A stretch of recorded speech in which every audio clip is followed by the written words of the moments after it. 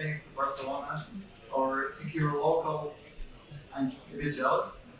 Um, yeah, so the first question is, who am I? Who is Retro Style Games? Why am I standing here? So, our first and foremost interest is game art outsourcing. So, like many of you may know us as developers of art for other studios, we basically provide everything. We've been on the market for like 15 years now. We have around 100 artists on our team, and we cover basically everything visually. Speaking of our quality, I suppose our clients list will tell a little better about us. Uh, so yeah, enough with the boring. Let's get straight to our games. Over the course of 15 years, we've developed around 12 games, and they are totaling to almost 100 million downloads now. One of our most popular one is Lost Pirate. It's a mid-core mobile game, and it's still doing pretty well, despite we are not supporting it for like a year or so. And yeah, it's doing pretty well organically. And speaking more closer to the part about self-publishing, I think Zonderan will tell a little better about why we decided to self-publish our first PC game.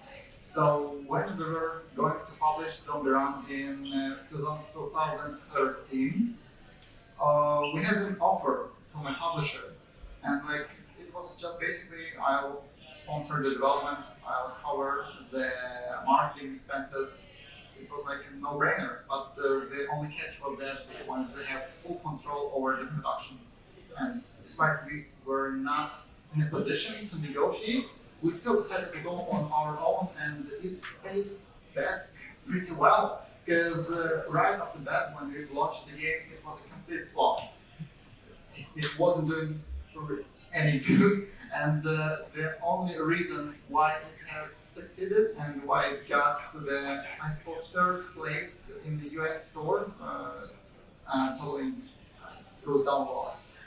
It was 2 months of continuous iterations, new tests, new ideas that we brought to the game, and from our experience, we know that publisher will never allow us to do that when the game isn't doing that good when it first launches.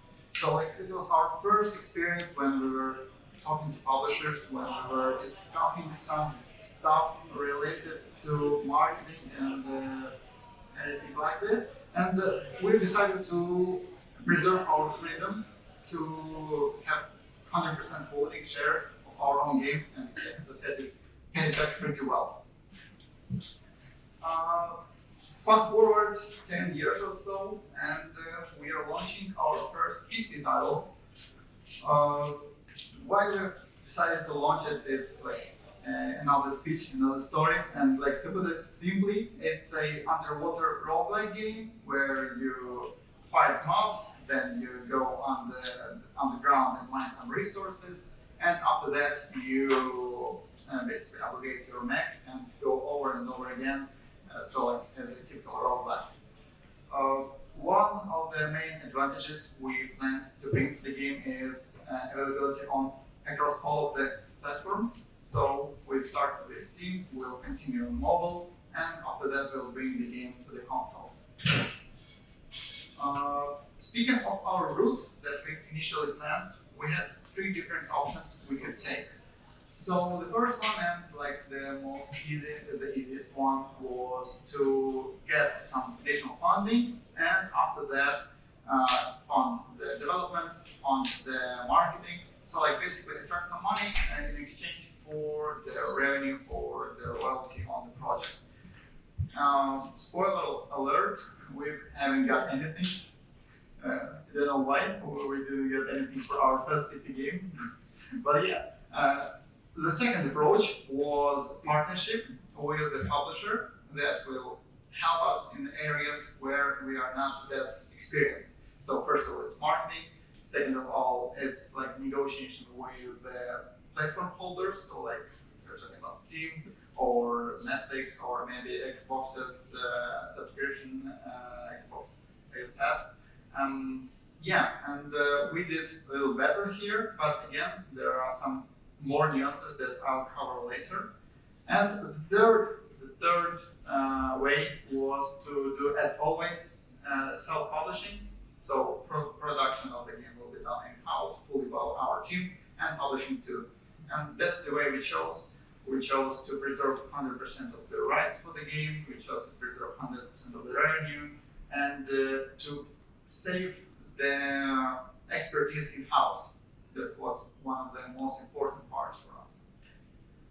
I think for developers it might be useful to know how we did the publisher outreach. So we've reached out to almost 300 publishers, got half of them responded. Their responses were kind of different, and some of them were really useful with data. Some of them were just, your game isn't that good. We've reached out to lots of guys, talked to lots of people, and there is some info about how many of them have ignored us, how many of them have replied, and like even two companies were ready to move forward and made us informal but still an offer. But we decided to decline that, and I'll cover this a little later. Here is a brief outline of the feedback we've got. So internally we have a chart with the different feedbacks. We gather basically everything, and after that, using AI, we gather the most important parts, the most critical ones that are mentioned all the time. It's like a rough outline of the responses we've got. Speaking more about publishing. Why we decided to do the self-publishing? If like publisher is a great thing to have, so they guarantee you that you'll be on platforms, you'll be featured on different platforms, you'll get the coverage, you will probably get marketing support, and also you'll get some expert opinion on your game if you lack some of the experience. The cons is that nothing is guaranteed. As I mentioned, we've been talking to lots of guys. We've got lots of the info on the usual terms, and usually it's something like 50-50. You split the revenue of the game, but like 50-50, it's what you give up. And what the publisher gives up, it's unknown. They tell that we'll do marketing, we'll do user acquisition, we'll get you a most important, most knowledgeable people in the industry to support you, but it's not something measurable. And we, as a established company with a track record of successful games, we didn't see it as something really helpful to us.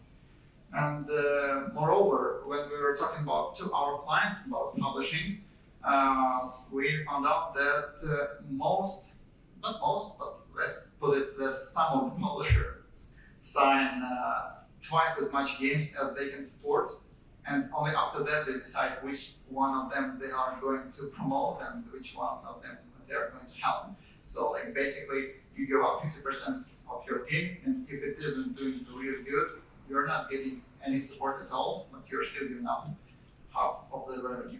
So that wasn't the route we chose to go. We chose to do everything in-house, preserve all of the information, get to contact lots of people, lots of platforms, do the influencer marketing ourselves, and so on. So first of all, we've defined the platforms we want to target, and it goes from top to bottom what we have prioritized. YouTube was our first priority. It's like a way to showcase your game visually, to streamline the emotions of the player and stuff. So we've prioritized mostly on the YouTube. Also, we've tried to go to the Twitter, and actually, from what experience that we've gathered right now, we should have put Reddit on the same line as Twitter, because Reddit did really good, and despite we haven't invested much time into it.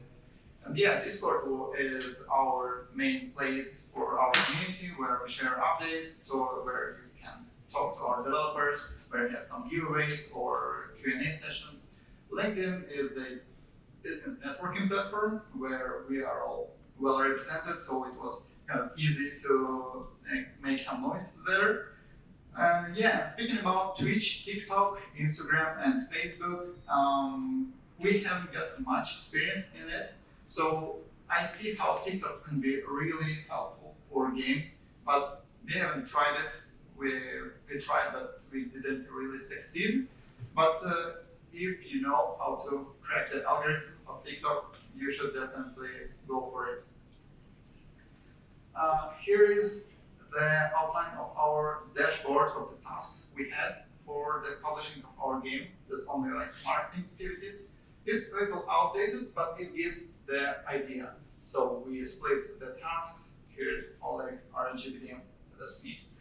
And to the right, there is a dashboard of the statistics we've got. So we've reached out to YouTubers, websites, like news websites, authors that publish game dev related materials, and HOT is just top of the line, top notch people that we want to work with.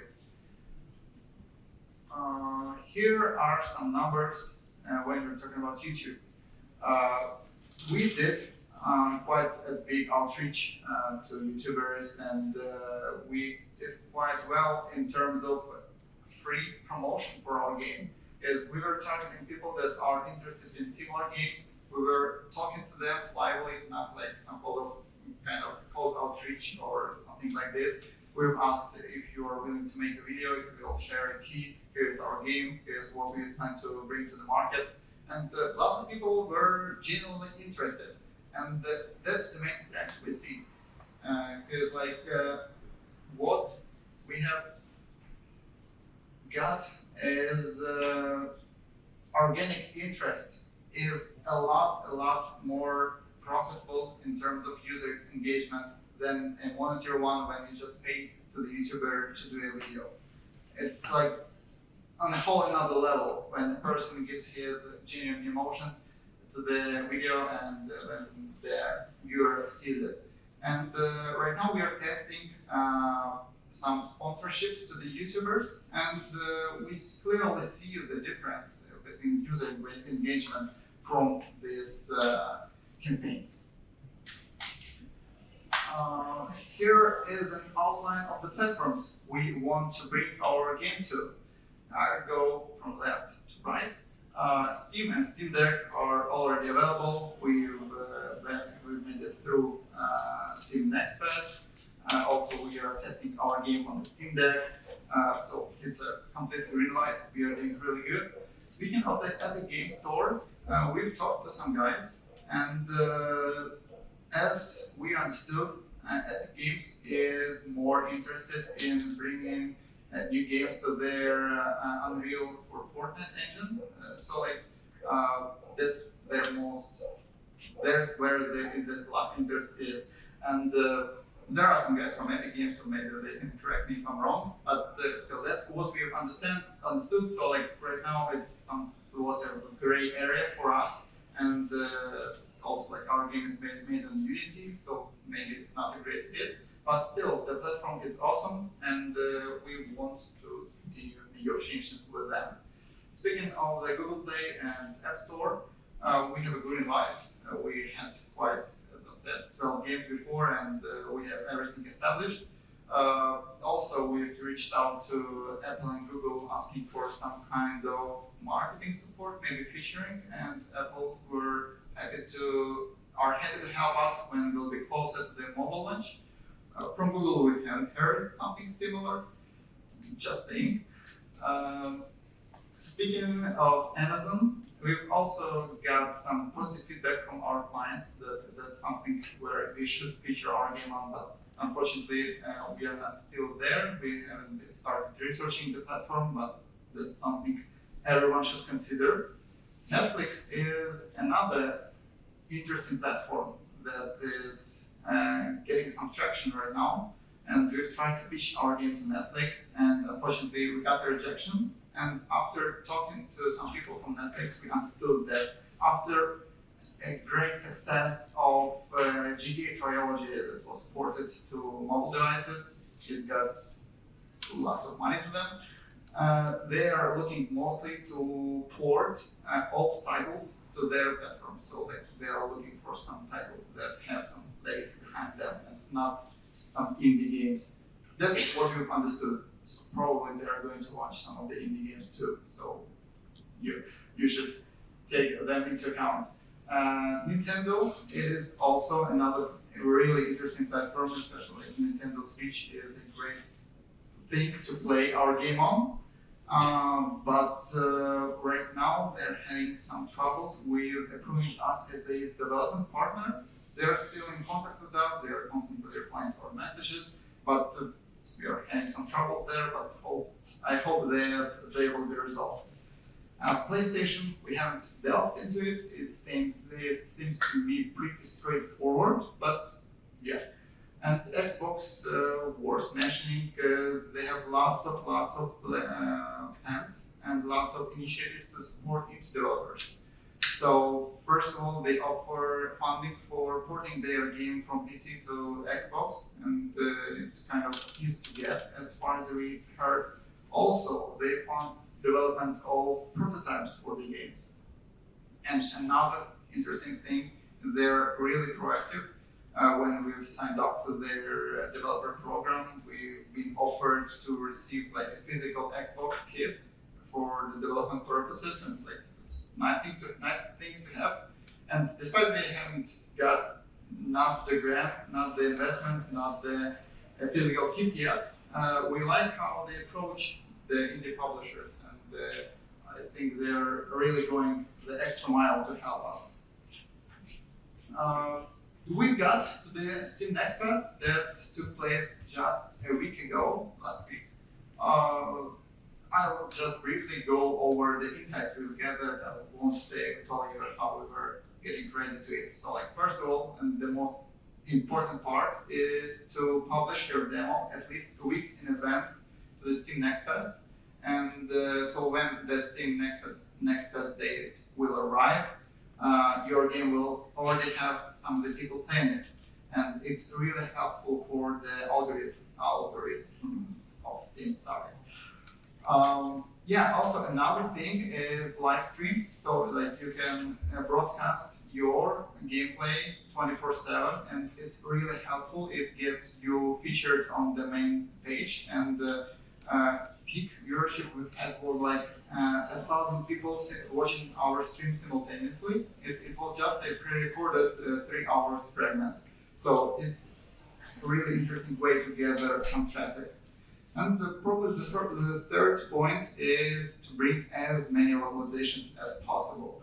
So it might seem like something very obvious, but for example, Asian base of the Steam is really huge player base, and it really worth it to bring, for example, Chinese or Korean language to the game. It gets lots more traffic, and we've measured it. Yeah, that's something worth adding. Here is the roadmap. Here is how we report to our players, to our fans, about the features we plan to implement. That's the thing that is published publicly, and people can see that we planned on June to develop this, and this thing. We've succeeded with one thing, we failed with another, and we think this type of transparency is really, really helpful. The next slide is some tools that we've used for the outreach, for gathering the contacts, and also if you'd like to receive a list of almost 300 publishers that we've reached out, I'll be happy to share it. It's public information, but still not lots of people have access to it. So this list of software is just for educational purposes. So for example, LinkedIn Helper 2 isn't really allowed to use on LinkedIn. So just saying. Here's a pitch deck that we've shared with the investors and publishers, and it might be really useful for developers that are only planning to draft their pitch deck. And we've got really good feedback on it. Probably the only part that our pitch deck lack is the amount of, for example, money we want to attract and the type of services we need. But we did it explicitly on purpose because we were just researching and gathering feedback. But yeah, overall this pitch deck have got really good responses from the publishers. So we are getting closer to the end, and here is what we're standing where we are standing right now. Over the last month, we've gathered almost 5,000 wish lists. We did, as we see it, pretty successful Steam Next Fest. Also, we are already testing our build on Steam Deck, on iOS, on Android, and we are still talking to some platforms about featuring and about the possible ways to cooperate. We participated in our first indie contest. Unfortunately, we didn't win, but still, it was like a nice experience to have, and it's really easy to compare the roles we've got when reaching out to publishers to the indie contest, because like they were kind of similar, but when we get like 3 responses a day from the publishers, it's like 3 times more effective as we see it. And also, we've created a publicly available roadmap that I've already shown you. That's the way how we talk to our audience. What's next? We are planning to launch our game in Steam Early Access probably next week or in a couple of weeks or so. Also, the mobile launch is getting closer and closer. We're still talking to some of the console platforms, and we are planning to double down on media activities because some of them paid off really well, especially YouTube and Reddit. They were unpaid things that were just developing organically. So the genuine interest from people in our game made us, as I said, 5K wish lists. And we think it's a good amount. That's what we were targeting for, and we think we did pretty well with our first game. So the plot of the presentation was what we did wrong, and we did wrong that we didn't give it to the PC earlier.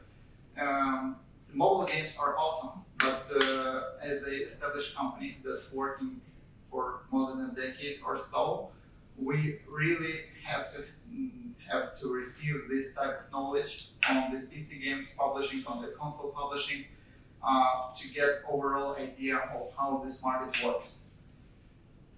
So yeah, that's it for the most biggest part, but we have the most important part left, and it's the donation part. So like today we are in sunny Barcelona, but only a month ago I came from Ukraine, from my team that are working from the office, and I'll be frank with you, we are not doing really good. Probably it's really safe in here, but it's not that good in the east of the country. And we've made some like interactive way to gather some of the donations to our country. So basically, for the donation, you get a chance to win an exclusive Lego set. It's a thing that our President's Initiative United 24 offers. So that's unique sets of buildings of Ukrainian places. So for example, here is on the right is Golden Gate. It was built, I suppose, in 11th century, and it was the entrance to the city of Kyiv. Also, I guarantee you that we will share with you a Ocean Keeper's Steam key. It's like a little gift from us. So like if you'll donate, feel free to reach out to me. I'll be happy to share it. And another thing is that tomorrow I have my birthday. So yeah, you'll make it. Just a larger version of the QR code if someone's interested. And here are some more of the Lego parts. So yeah, here are my contacts. Here's my LinkedIn. Feel free to reach out to me regarding any publishing related question or maybe even article sourcing question. I'm always happy to help, happy to answer anything. So yeah, thank you guys. Have a good time.